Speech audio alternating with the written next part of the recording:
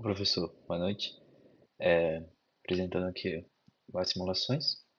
Primeiro, na questão 2 pede para projetar um circuito regulador de tensão de 5 a 12 volts, com diodos de energia de 3 volts. Então, está aqui a simulação.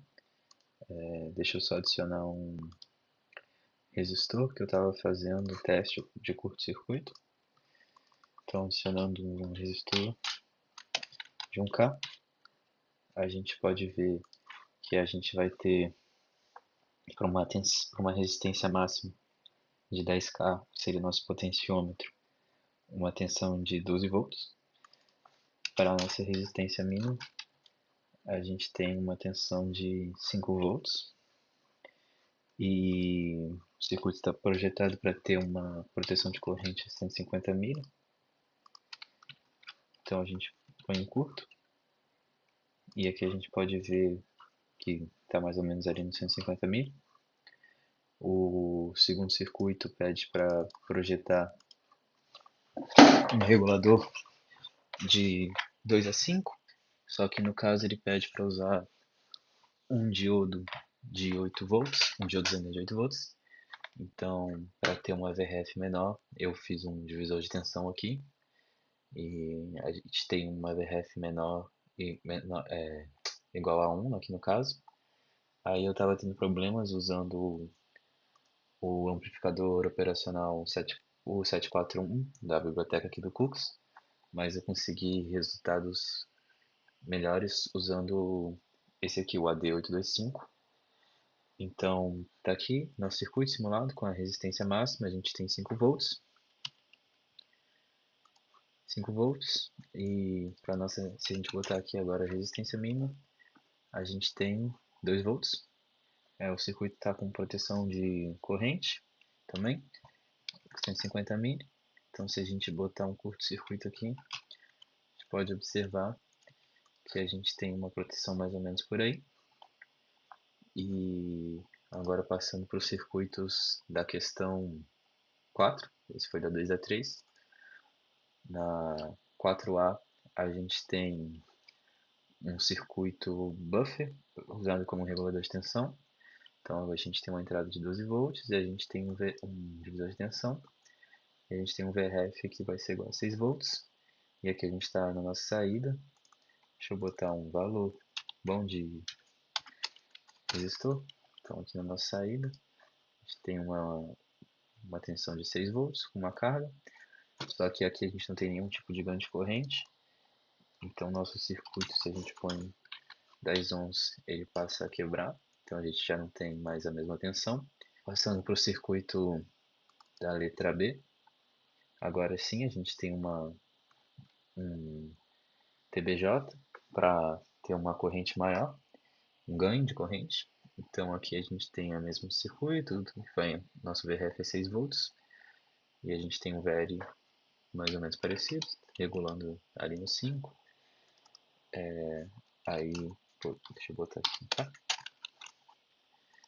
A gente pode ver que a gente tem uma proteção de um ganho de corrente maior. Então a gente pode usar valores menores de resistores, porque a gente vai ter ainda nossa corrente boa. Passando para a letra C, a gente tem um circuito agora usando Darlington, para a gente ter uma corrente maior ainda. Só que no caso a gente tem uma queda de tensão pela maneira como está ligada o nosso amp-op. Então a gente tem por um resistor de 1K, a gente tem 475 volts e a gente pode diminuir para... A gente pode ver que a gente tem uma corrente maior. Passando agora pelo da letra D. Agora sim a gente ainda tem, a gente tem outro DAR, então agora usando PNP, e o mesmo circuito.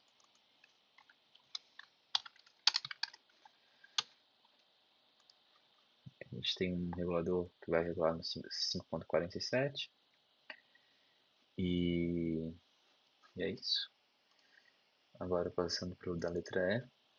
Agora a gente tem conectado nossa saída não inversora depois dos TBJ ligado em Darton. Então a gente tem uma tensão mais estável na nossa carga. Então aqui no caso a gente tem VL igual a 6, pelo nosso VRF igual a 6. A gente pode diminuir.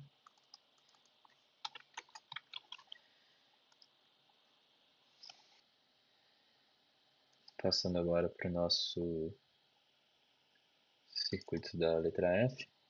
Agora a gente introduz um ganho, não é mais apenas um buffer como nos outros. Esse ganho vai ser controlado pelas resistências que estão na entrada inversora.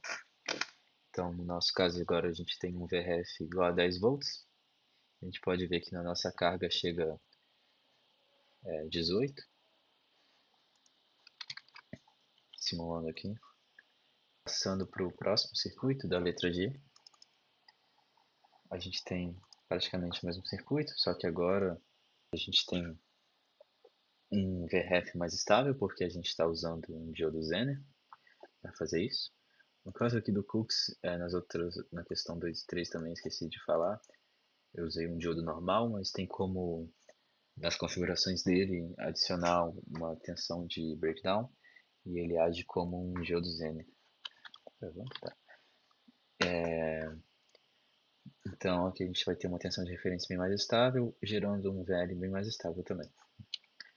Passando para o nosso último circuito,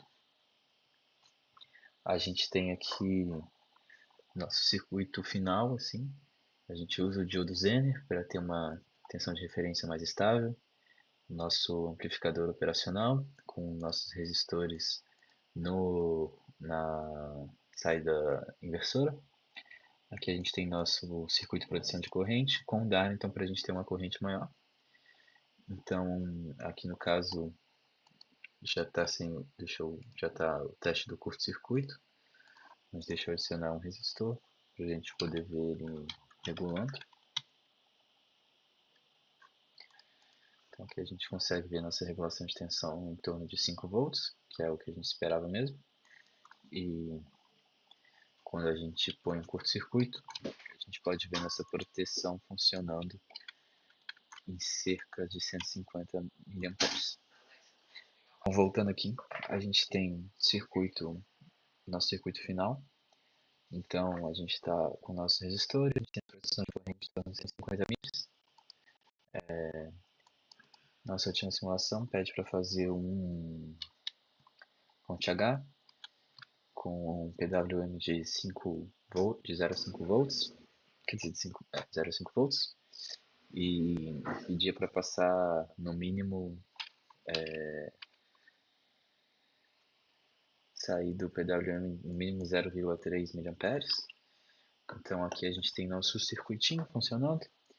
Então no caso aqui seria o nosso PWM ligado aqui no V3 e o V4 desativado, ou seja, ele vai direto para o terra.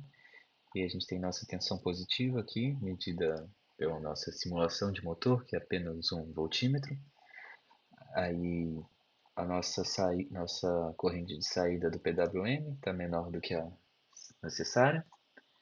Pelos cálculos dos resistores aqui, a gente teria uma saída de 100 mA no circuito indo para o nosso motor.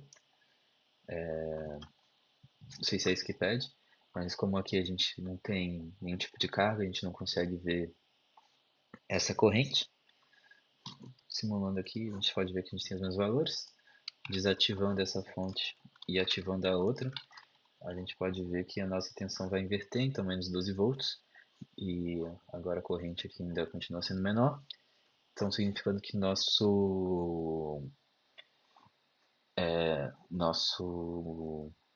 motor vai rodar para o outro lado.